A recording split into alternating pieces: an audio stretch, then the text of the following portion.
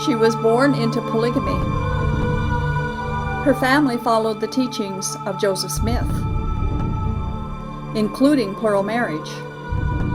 Like many young girls, she had been promised to a man who was her father's age. But she ran away. She chose hell over a life of polygamy. That girl was me. I was lost, alone, desolate. Then Jesus Christ found me and rescued me. In His love, I found real freedom. He is a shield to all who will take refuge in Him.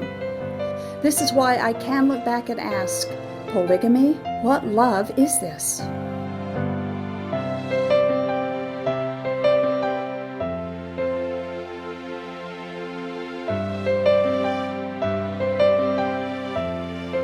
Welcome to Polygamy, What Love Is This? I'm your host, Doris Hanson. We're happy that you decided to watch our show. And the purpose of our program is to discuss Mormon polygamy from a biblical perspective and to help anyone who is in polygamy or knows someone who's in polygamy who would like to get out. We will be happy to help you get out or even answer any questions. Everything we do is totally confidential. We do have a toll-free number for that purpose. If you would like to give us a call, our number is 877-425-9993. So give us a call and we'll be happy to talk with you. Or if you have any comments or questions about any of our programs, any of our shows, you can email us or call us about that as well. Our email address is email@whatloveisthis.tv. And the telephone number for the show is 385-240-2888. Now, this show is part 2 of an interview that we did last time with our guest who was a former member of both the polygamy group and the LDS Church. Last time we did part 1 of our interview with him, and this time we're going to finish his story of leaving the FLDS and what he did next. His is a very powerful and touching story of his journey to truth and freedom that he has found in Jesus Christ. And so we'd like to introduce and welcome back our special guest, Alan Nielsen. Thank you. And welcome back again. It's been a pleasure to talk with you last time. And so now this time we're going to talk about your leaving the polygamy group. You got married. You and your wife both expected to practice polygamy in your marriage, but something made it so it didn't happen that way. How would you tell your story about that? Why would you leave polygamy group, and what did you do? Well, like I mentioned before, the life of growing up where from my dad's belief system was I didn't like. I left when I was 18, but then kind of revisited the faith through my wife's parents and their view because it seemed more freeing and a little not quite as restricted. Right. So anyway, after we ended up getting married, and I started to study a little bit of the history, but I accepted Joseph Smith, Brigham Young, and all the prophets. That was just kind of a given. So the issue was polygamy, which had to do with where the church was off, and so I looked into the manifesto and I read all that kind of stuff because I wanted to know what was the truth. Do I go back and embrace this polygamy lifestyle? I mean, it was in my psyche. I kind of thought maybe I would. It was what I grew up with, but I wasn't really totally convinced of the truth, and so I started to go in and research and study and wanted to find out. Was your wife part of that? Did she kind of encourage you to do that, or is this no, all something on your own? It was just me, and by nature I'm kind of I just research. I do stuff like that, and I wanted to know what was the truth. I had left my dad's when I was younger, at 18. I got married at 20, so I was still pretty young. But and now I'm married, and I'm starting to think, okay, what's the truth? I mean, polygamy is kind of what I know, and her family was in it, and I was more accepting of this way of life, having been associated with her family, but I didn't know what the truth was. And so I decided to research some of the claims that my dad taught with polygamy, and I started with Wilford Woodruff and the manifesto. Right. Because I already accepted Joseph Smith and all that, and I did months and months and months of study, and I started to see that the church wasn't being really forthright with the manifesto, and it was like, this manifesto was not a revelation from God. And so, because I was trying to see if there was some validity to the church. Sure. And but I came to the conclusion that the manifesto wasn't a revelation from God, and so I was not sure what to do, because my wife's uncle, he was a member of the church, and I had some association with him, so I would talk with him, and he was kind of like encouraging me to look into the Mormon church. Mm-hmm. And so I did that research and study, and I kept saying, but there's something wrong. And this whole polygamy issue was just covered with deceit. Yeah. Yep. And I was just like, this, they say one thing and then they do something else, and even the prophet is saying, I don't do this, but yet he did. Mm-hmm. And it confused me greatly, because I was reading a revelation that is purported to be received by Wilford Woodruff in 1889. And this is something that most fundamentalists are very familiar with, the 1889 revelation. Mormons don't know about this revelation, or very few do. Are you talking about John Taylor? No, Wilford Woodruff. He had a revelation in 1889, a purported revelation. And in 1889, that revelation says that he shouldn't yield to the enemies. Oh, okay. And hold fast. Yeah. Yeah. And basically, God will fight your battles. It was similar to John Taylor's 1886, but it was by Wilford Woodruff. Okay. And there was many people that wrote in the journals, their private journals of Wilford Woodruff's, meeting with him and telling him about this revelation, and they Right. gained strength by it, and they believed that God would fight their battles, and this would go on. And then, less than a year, they signed the manifesto. And he does sound the opposite. Just So 180 anyway, degree. to make a long story short, I was just confused, and so I just set it aside and thought, I don't know what to do. And I was losing interest in the whole polygamy lifestyle and everything. It's like, I don't know if I want to do this, and I just didn't know what to do. And at the same time, during my lunch hour, I would listen to Christian radio, and I enjoyed Christian radio. I got a lot of value out of it, even though I kind of thought, well, they don't have all the truth, but they Sure. have some, Yeah. and it was good. Yeah. So, but anyway, after a while, we had some children, and I continued to study and research, and the issue started coming up in my mind of, I've got to do something so I can teach my children what the truth is. So you were still kind of hanging on to the polygamy. Kind of, it was but you were losing just kinda traction, but I didn't know what to do, and I finally just decided that, you know what, I'm going to set all this stuff aside that I've studied about the church, because after all, the church is still, they're spreading the gospel, they're sending missionaries out, they're doing works, they're growing, they have temples, they have all this stuff going, and they teach Joseph Smith. And so I thought, this is probably the best place to raise my family. And so we ended up deciding to join the church. And your wife was okay with that? She loved it, because there was no polygamy. No threat. Yeah, there was no threat of polygamy, because point. that was not what the church was doing at that time. Yeah. And so she was very happy to come along into the church. It was something, polygamy was an issue for her that she never liked growing up, never could come to terms with. And now we was in the church, she didn't have to deal with it. Have to ever worry about it until she died. Or at least she thought, yeah. Yeah. So So you joined the church, and you were there for years and years. yeah, about 20, a little over 21 years, I think. You were more years in the church than you were in the polygamy group. Yeah.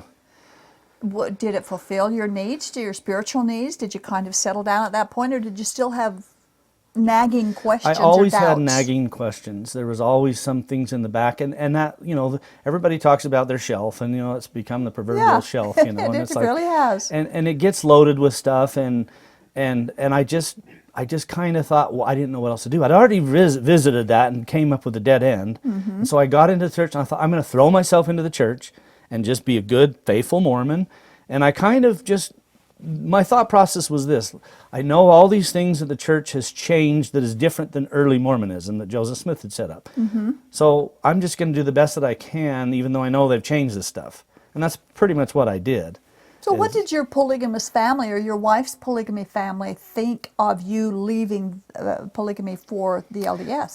They weren't happy at all. But true to the belief systems of the fundamentalists, the wife is supposed to follow the husband, Right. and so they kind of looked at it as it's my your issue, but their daughter should follow me because I'm the husband, and that's just kind of how they looked at it. And Do they look at the Mormon Church as being second best? Well, if you can't be a polygamist, then the Mormon Church will kind of in be some okay. way, it was like, but even then, it was a betrayal to them. Kind of like, how could you leave the truth when you know this is an apostate church, And but I think over time they got used to it, and we raised our family in the church. And one story that I think is kind of interesting, maybe I'll tell this, is going into the church, and this kind of has some significance due to the current stuff that's in the news with the issue the church has come out with.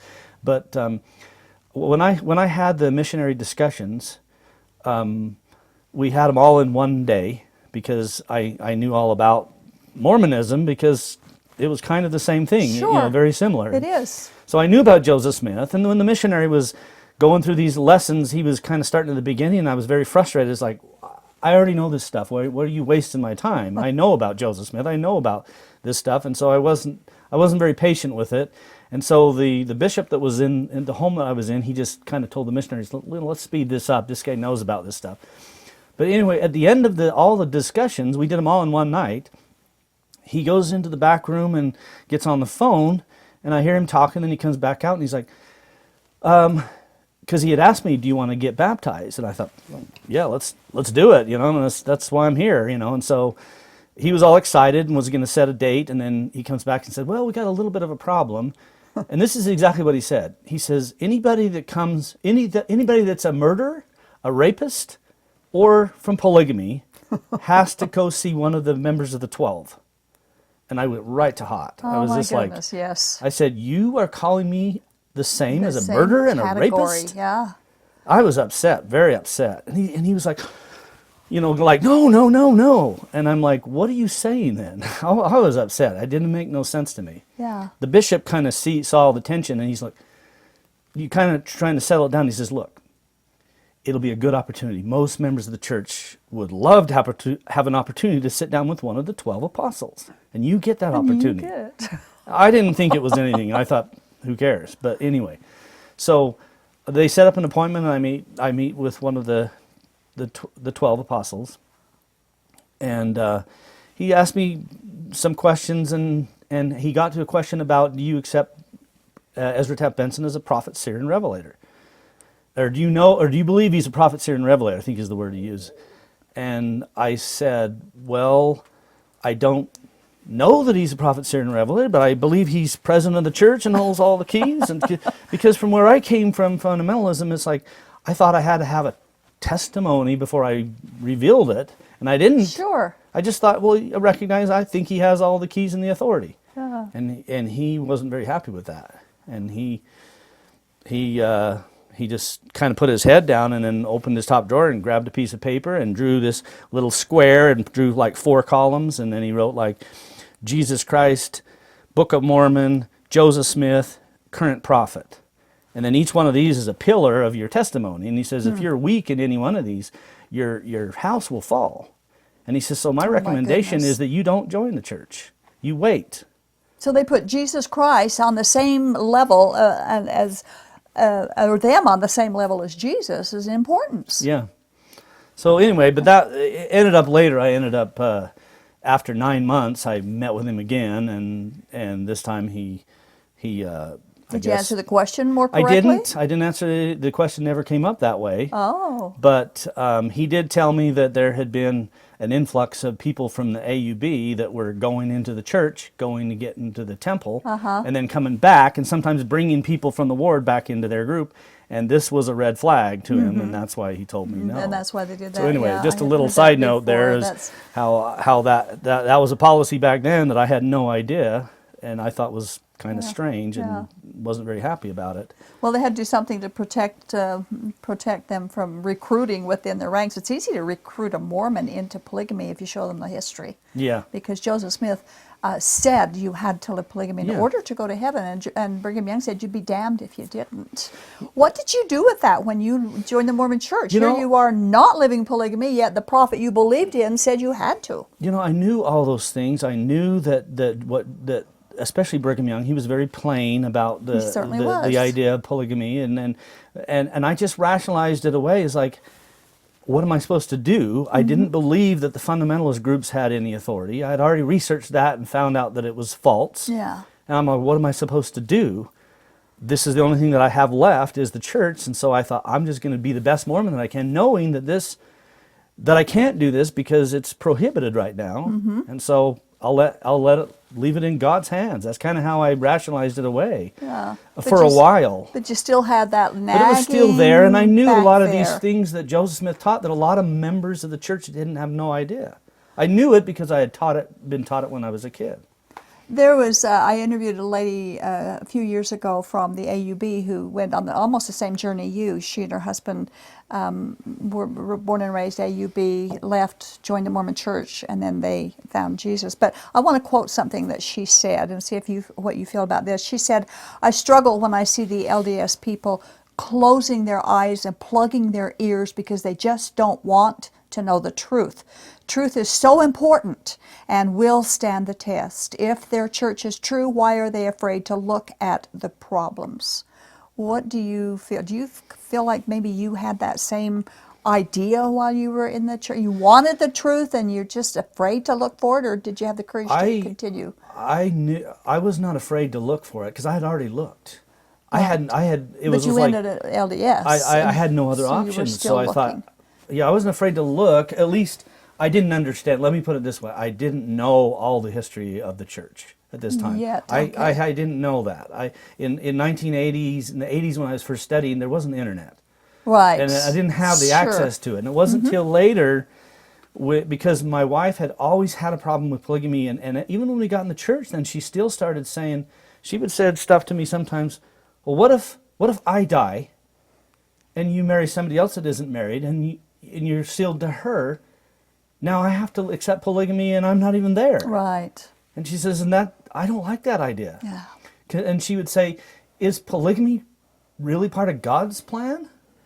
She says, I know in the church we don't have to live it now, but is it part of the next life? And I would say, well, it's in the scriptures. Yeah. It's section 132. And I would say, I don't know. I mean, it's in there, I guess, maybe so. And it's still there as a Mormon. It's still there, just like it was as a polygamist. But from a man's perspective, I didn't have much to lose, because it's like, well, if I married her and then she died and I married somebody else, I'll just get them both. Sure. It's like, well, it didn't really dawn on me until she started to talk to me about some of those things and said, well, I didn't get no choice in that. And she made this comment. She says, you don't have to go without anything. You win all the way around. But she says, I have to divide. Right. And I thought, well, that's a good point. I haven't really thought about it like that. And so it got me thinking. But it was kind of an issue in our marriage off and on, where she would bring this up and it would kind of come into some arguments, and I would just simply say, well, tell God, because this is what it says right in his scripture, and that's kind of how I looked at it. And she would go, I know, and she just didn't know what to say, because how can you argue against God, So how long were you in the church before you finally made the choice, and what was it that broke the shelf down for you? Well, it was a combination of a lot of things, of basically God humbling me in a lot of things in my life until I was pretty much broken down, and I had an opportunity to study a little more, and I thought to myself, you know what, I'm going to dig in and find out about Joseph Smith's polygamy, to kind of show my wife that, hey, he was good in this. And so I kind of started digging into this. And I just wasn't prepared for what I found. I totally wasn't prepared. I grew up in polygamy. Yeah. I had heard that Joseph Smith was a polygamy, but I had no idea the facts. Yeah. They weren't talked about. And you didn't have the ability to do that kind of research unless you were privy to some of the... Right, you didn't have the resources then at that time. Like some of the those that worked in the church historical department had, you know, and I didn't have that, and I didn't know anything about it.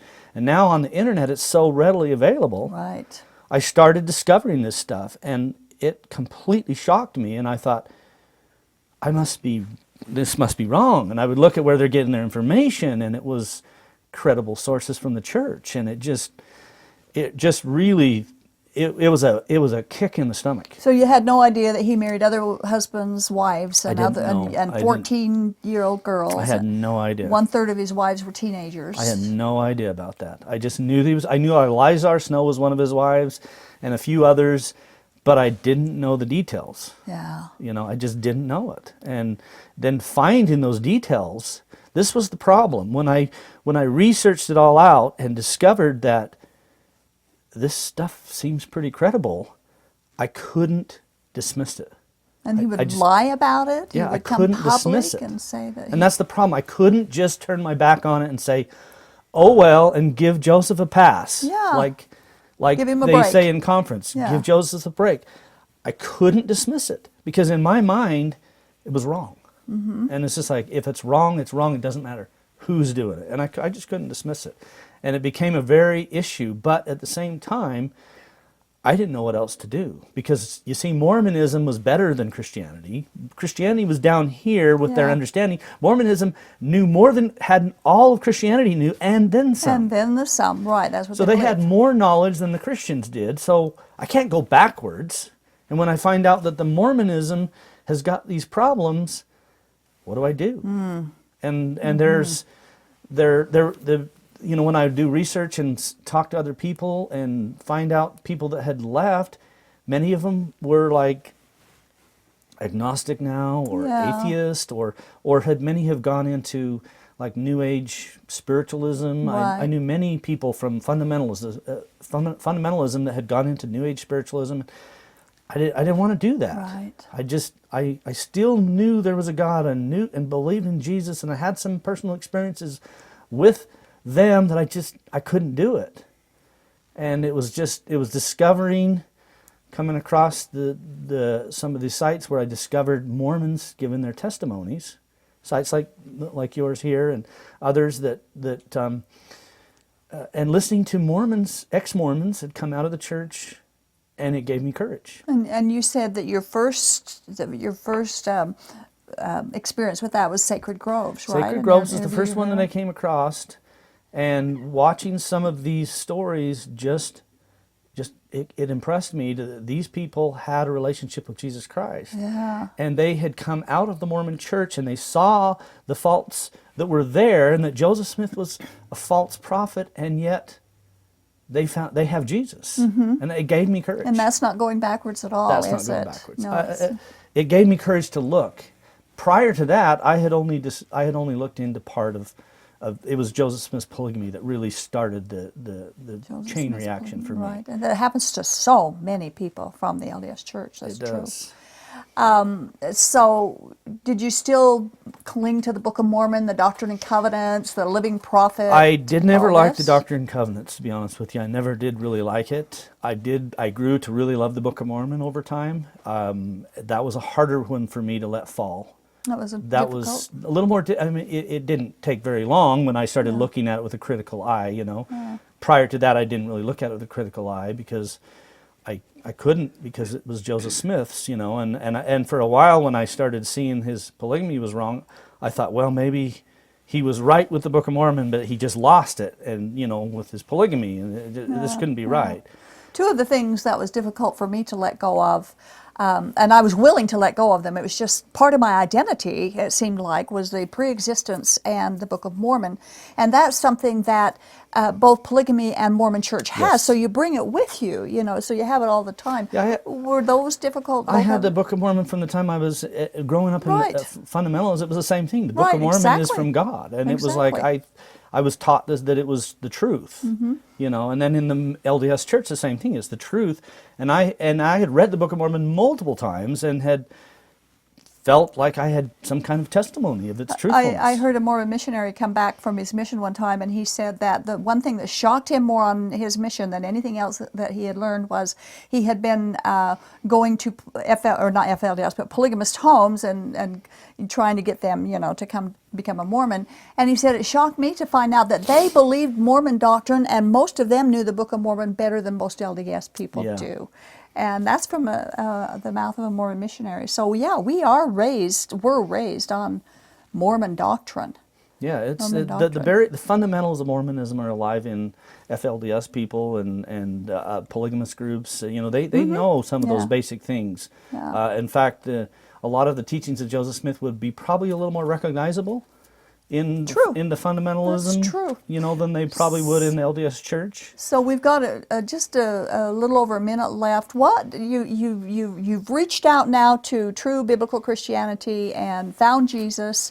Where are you at this moment with your journey? Well, I began to read the New Testament and just really dug in and studied the New Testament and came across some other material and been listening to other Christians, and it strengthened my faith.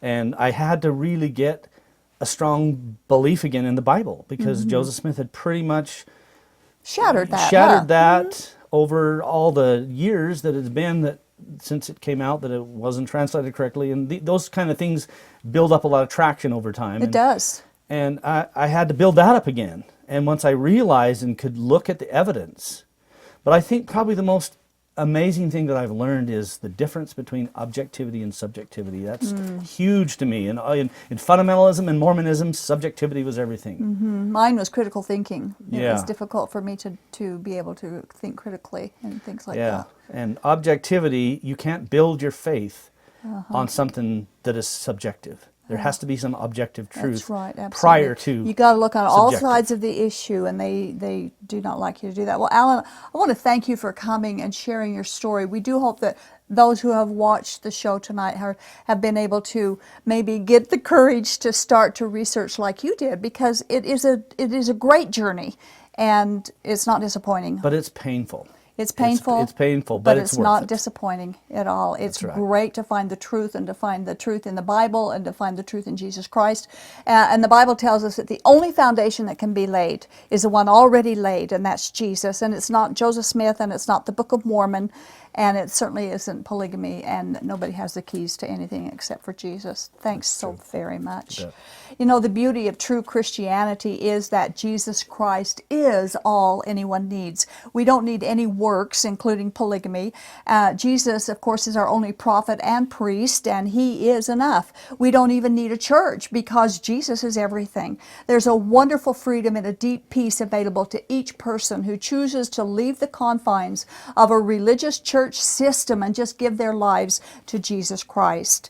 The truth of grace is the greatest experience that we can know as we transition from a works-oriented religion to saving faith in Jesus Christ. And sadly, this culture really doesn't understand what grace truly is. Jesus is the truth. He's the only way to heaven. He doesn't point the way. He is the way. Freedom in Christ is opposite to bondage of polygamy or the trappings of a religious system. See you next time in Polygamy. What love is this?